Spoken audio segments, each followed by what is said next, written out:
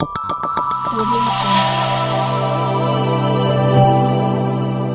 Jungle.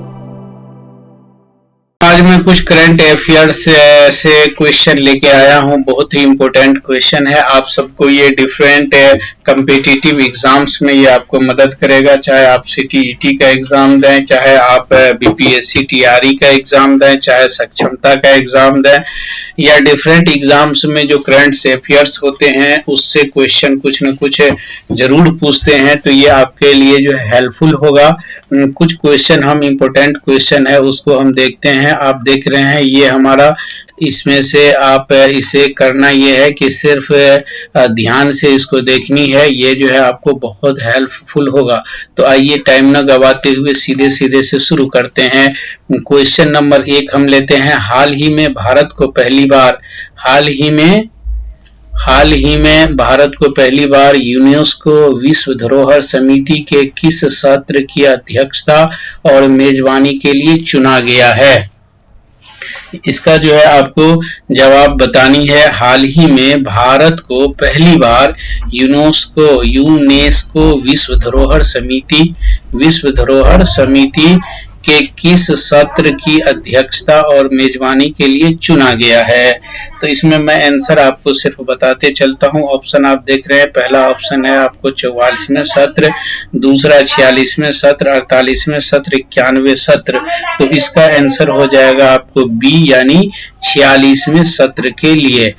अगला question हम चलते हैं। संसद के बजट सेशन के दौरान 1 फरवरी 2024 को अंतरिम बजट और आर्थिक सर्वेक्षण कौन पेश करेगा? आपको पता है निर्मला सीतारमण ये फाइनेंस मिनिस्टर हैं, इसलिए यही करेंगे। तो इसका आंसर क्या हो जाएगा? डी हो जाएगा।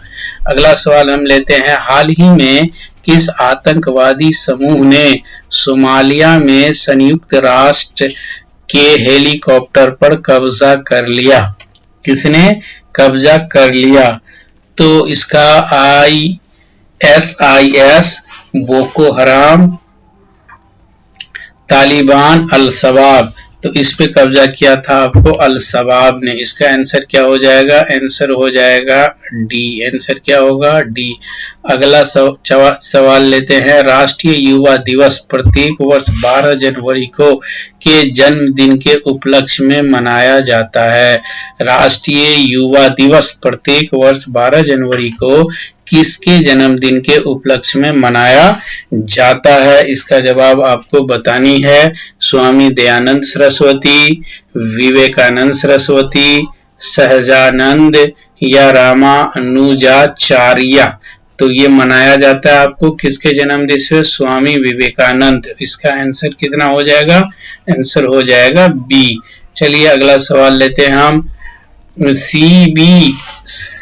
CBRE क्रेडाई की एक हालिया रिपोर्ट के अनुसार दिसंबर 2023 तक देश में 3 करोड़ से अधिक पंजीकृत MSME हैं, जिसमें महाराष्ट्र, तमिलनाडु और उत्तर प्रदेश संयुक्त रूप से इस क्षेत्र का लगभग हिस्सा बनाते हैं। कितना हिस्सा बनाते हैं ये आते हैं? तो इसका आंसर हो जाएगा बी यानी 40%। 40%। अगला सवाल।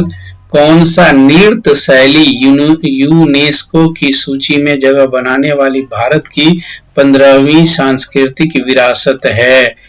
कौन सा नृत्य शैली? ये आपको ध्यान रखनी है। नृत्य शैली भांगड़ा, नौटंकी, गरबा और कालबेलिया। तो इसका आंसर हो जाएगा गरबा। क्या हो जाएगा? गरबा यानी सी। अगला सवाल हम लेते हैं। हाल ही में किस देश के चांगी हवाई अड्डे ने 12वीं बार दुनिया के सर्वश्रेष्ठ हवाई अड्डे का खिताब प्राप्त किया है? सर्वश्रेष्ठ हवाई अड्डे का खिताब प्राप्त किया है? तो ये है आपको सिंगापुर। आंसर क्या हो जाएगा? बी, सिंगापुर के हवाई अड्डा। अगला। दृष्टि 10 स्टार लाइनर और unmanned aerial wheels UAV, Drishti 10 Starliner unmanned aerial wheel को भारतीय नौसेना प्रमुख एडमिरल आर हरि कुमार द्वारा कहाँ लॉन्च किया गया, कहाँ लॉन्च किया गया है? तो ये लॉन्च किया गया कहाँ?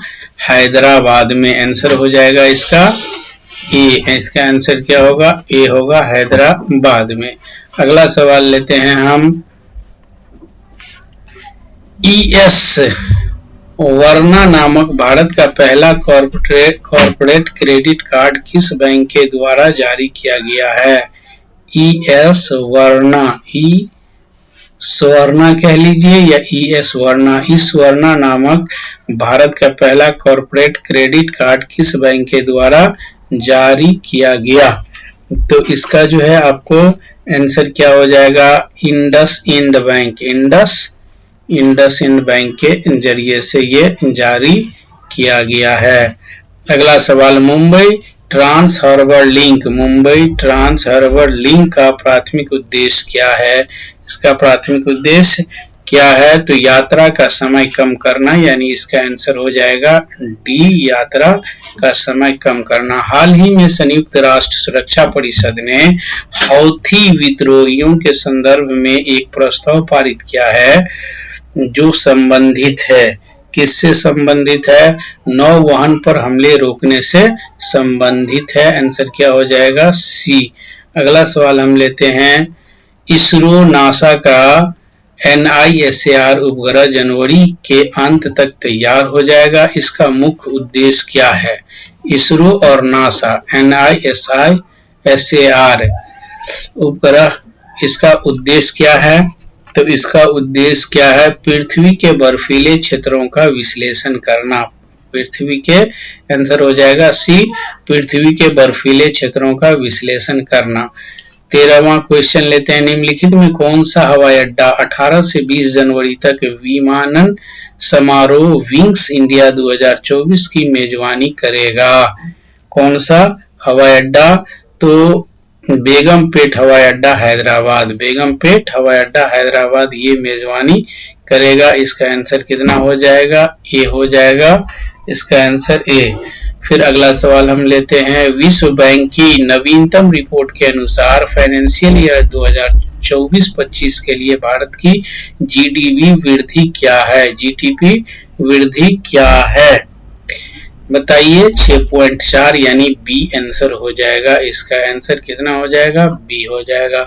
अगला सवाल लेते हैं हम। हाल ही में किस कंपनी ने दुनिया का पहला वायरलेस पारदर्शी टीवी, हाल ही के किस कंपनी ने दुनिया का पहला वायरलेस पारदर्शी टीवी सिग्नेचर OLED का अनावरण किया है?